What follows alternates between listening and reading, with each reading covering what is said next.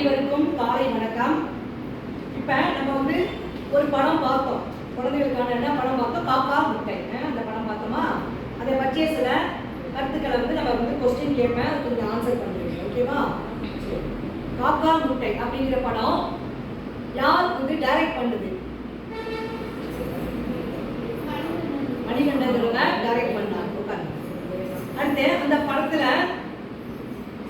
சிறுவர்களா நடிச்சிருக்காங்க இல்லையா, 2 பேர். அவங்க பேர் தெரியுமா? என்ன பேர் சொல்லுங்க.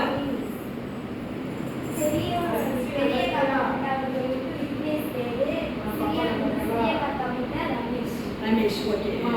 அந்த கதைக்கு முக்கியமா உள்ள கேரக்டர்ஸ் யாரு? 2 சிறுவர்கள் தான். அந்த படம் வெளியான ஆண்டு என்னன்னு தெரியுமா? 2015 அந்த படம் வந்து வெளிவந்திருக்கு. இப்ப அந்த படத்துல என்ன கதை அப்படிங்கறத நம்ம கொஞ்சம் பார்த்தோம். படம் பார்த்தோம் இல்லையா? இப்ப அந்த படத்துல உள்ள மைய கருத்து என்ன?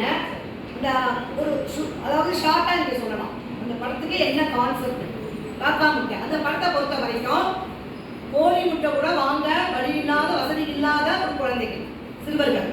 அது கிராமப்புறத்துல இந்த குப்பம் அந்த மாதிரி ஒரு ஏரியா, அந்த ஏரியாவில் உள்ள குழந்தைகள் வந்து பற்றிய கதை தான் அந்த படம். அப்ப அந்த படத்தை பொறுத்த வரைக்கும் இந்த படத்துல என்ன கருத்து அப்படிங்கிறத சொல்லலாம். மைய கருத்து இருந்தா என்னன்னு சொல்லலாம். என்ன இருக்கு கான்செப்ட்? என்ன முக்கியமான கான்செப்ட்?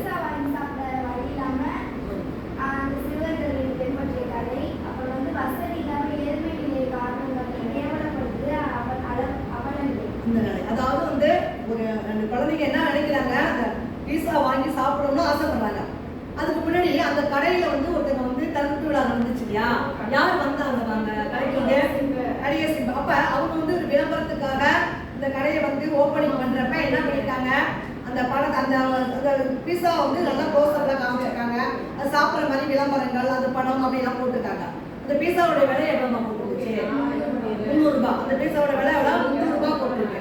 300 ரூபாய் கொடுத்து வாங்க முடியுமா? அந்த குழந்தைகளால வாங்க முடியாது. அப்ப அவங்க என்ன செஞ்சாங்க? அந்த குழந்தைங்க என்ன பண்ணாங்க? எப்படி காசு சேர்த்தாங்க? அவங்க நிலக்கரி வந்து என்ன பண்ணாங்க, பொறுக்கி எடுத்து அதை கொண்டு வித்துட்டு, அது 1 கிலோ எவ்வளவு? 3 ரூபாய். 1 கிலோ வந்து 3 ரூபாய். அதை போட்டு காசு சேர்த்து வச்சுட்டு கடைக்கு போறாங்க. கடைக்கு போறப்ப என்ன நடக்குது? கடையில வந்து இவங்களை பார்த்தவங்க அந்த உள்ள வாட்ச்மேன் என்ன பண்றாரு, அந்த குழந்தைகளை வந்து அடிச்சு தட்டிடுறாரு. நீலாம் இருக்கிற பீஸா வாங்க வந்தேன்னு சொன்னோடனே நீலாம் கேவலப்படுத்துற நிலைமையை வந்து உருவாக்கிட்டாங்க. இது தவறான செயல். குழந்தைகளுக்காக எடுக்கப்பட்ட படம், குழந்தைகள் மைய கருத்தா வச்சு நடத்திருக்காங்க. ஆனா வந்து என்ன நடந்திருக்கு அந்த கதையை பொறுத்த வரைக்கும்? பெரியவங்களுக்கு எடுத்து சொல்ற கதை இது. பெரியவங்க வந்து ஏழ்மையான நிலையில இருக்கிறவங்க வந்து நம்ம என்ன பண்ணக்கூடாது, கேவலப்படுத்தக்கூடாது. அவங்களாலையும் முடியும் அப்படிங்கிற தன்னம்பிக்கை அவங்களுக்கு இருக்கு. நம்மளால முடியும், வாங்க முடியும் அப்படின்னு நினைச்சிட்டு போனாலுமே அவங்கள உதாசீனப்படுத்தி என்ன செய்யறாங்க, வெளியேற்றத்துக்கு பாக்குறாங்க. இந்த நிலைமை வரக்கூடாதுங்கிறத கருத்தா கொண்டுதான் இந்த படம் எடுக்கப்பட்டிருக்கு. அந்த குழந்தைகளுடைய போராட்டம் கடைசியில் அவங்க வச்சு கிடைச்சிட்டாங்க. என்ன பண்ணாங்க அவங்க அந்த படத்துல கடைசியா என்ன பண்ணாங்க?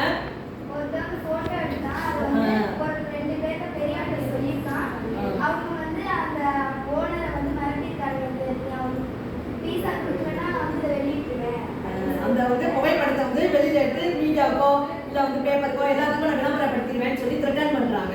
அப்ப அந்த மாதிரி ஒரு சூழ்நிலையில அந்த ஓனர் என்ன பண்றாரு, பணத்தையும் கொடுத்து கடைசி என்ன பண்றாரு, வேலையை விட்டு வெளியேற்றிடுறாங்க. ஏற்றிட்டு கடைசியாக அந்த பையனை வந்து சாப்பிட்ற மாதிரி ஒரு பணத்தை வந்து குடிக்கிறாங்க.